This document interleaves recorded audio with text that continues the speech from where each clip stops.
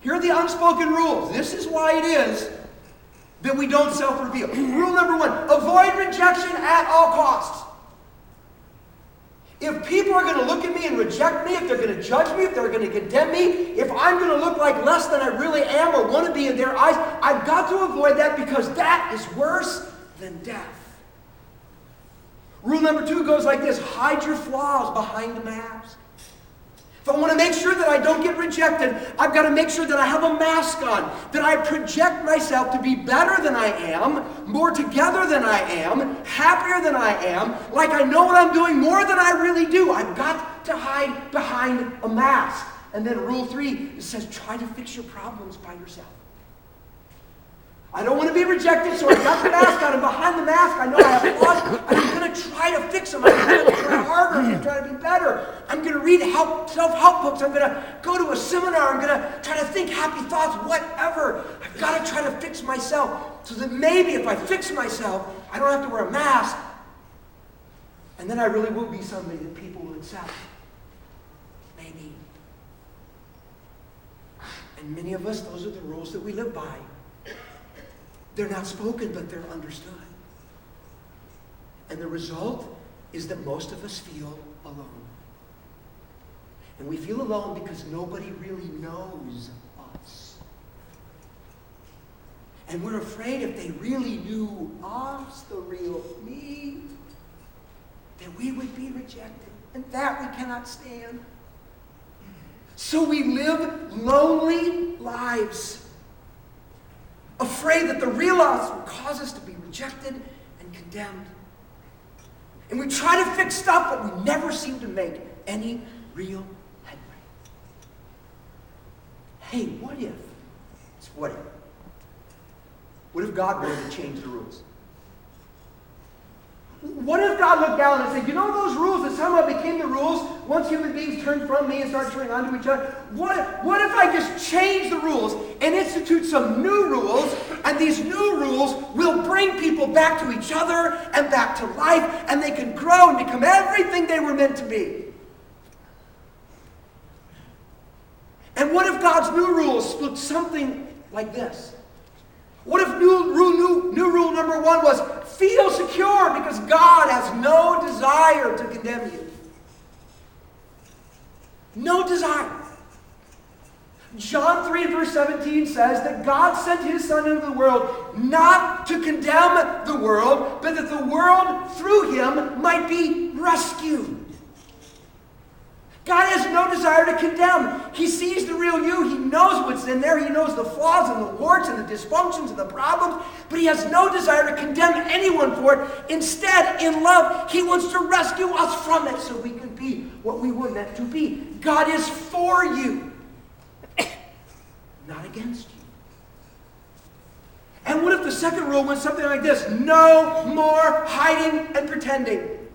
Take the mask off, throw it away. We've got to be real.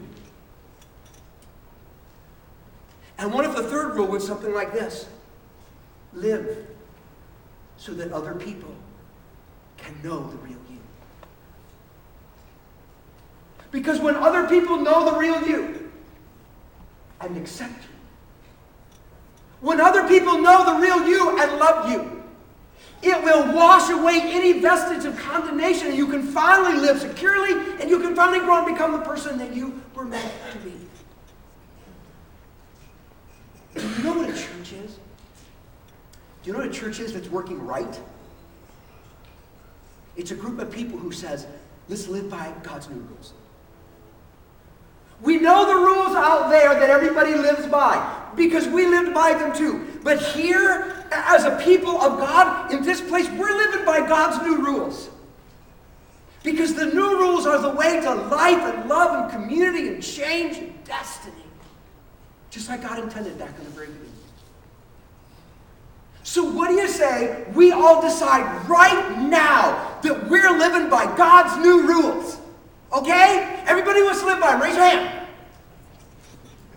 How many of you are going, I'm raising my hand only because that's the right answer and this thing scares me? Yeah. Because scary, isn't it? Let's be honest, that's scary. Because the old rules are so deeply written into our souls. That we go, God's new rules, life, yay, destiny, yay, live by it. Because we still are afraid. I want to just share with you in the next couple of moments 3 insights. Insights given to us by God, confirmed by human experience, that might just give us the courage to venture into the unknown territory of living by God's new rules. The first insight I would phrase this way. There are no perfect people. Oh, yeah, I know. Well, Dave, profound. So why do we live as though there are? You ever wonder that? Why do we live as though there are some perfect people? Why do we live believing that some people really do have it all together? Their life is good, everything's going fine, they have no flaws, they have no problem. Those people, okay, nobody's perfect, it's just it looks to me like they pretty much are. But the reality is there are no perfect people. Anytime we look at someone and they seem to have their life all together, we are looking at a mask. We are looking at veneer.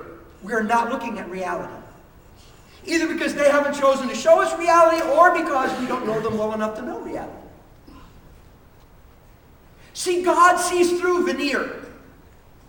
God sees underneath masks. He is impossible to hide from. Impossible. And when God looked down on the human race, every single human being, and he looked underneath the veneer, he looked behind the mask, here are the statements that he uttered. Romans chapter 3 and verse 10. He said, there is none righteous, no, not one. Today's vernacular. Nobody has it all together. No one. He confirmed that a few verses later in verse 23 of Romans chapter 3. For all have sinned. Oh, yucky religious word. You know what the word sin means? It means to miss the mark. You know, not hit the bullseye.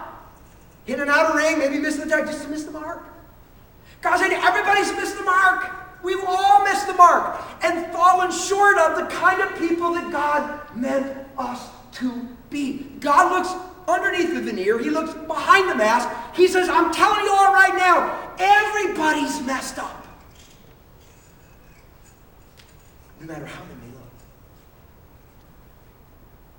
Back a number of years ago, my wife and I were given a tremendous opportunity to visit the Holy Lands. I thought that was an odd term. Because the Holy Land is the Middle East, and it's really filled with turmoil and hatred and fighting. But the whole Jesus thing took place there, interestingly enough. And while we were there visiting some incredible sites, we were driving from the Sea of Galilee, south paralleling the Jordan River, on our way to the Jerusalem area, and we stopped outside the ancient ruins of Jericho. If you grew up in Sunday school, you know the walls came tumbling down. Jericho. And while we were there, we were just taking a little break, and we were grabbing something to eat. My wife decided that she was going to buy her first souvenir from the Holy Land, because there was this kid who was a vendor by the roadside selling baskets, and her heart just tugged with this kid. You know, just imagine the hard life and nice baskets. So she went and bought a basket without even bartering. He said, $10 American. She whipped out a 10 spot and handed it to him, had a basket. And we were like, come on, you could have got that for $1. You know, and Sandy, I'm helping the underprivileged. Cool. We got back on the bus after lunch, continued our drive. As we looked at our seat, and there were like these ant-looking creatures everywhere.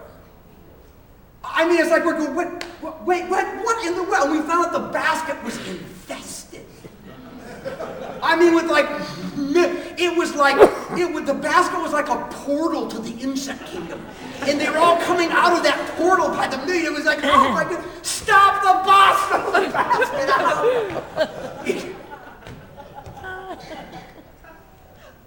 And never once did I say, honey, I told you so.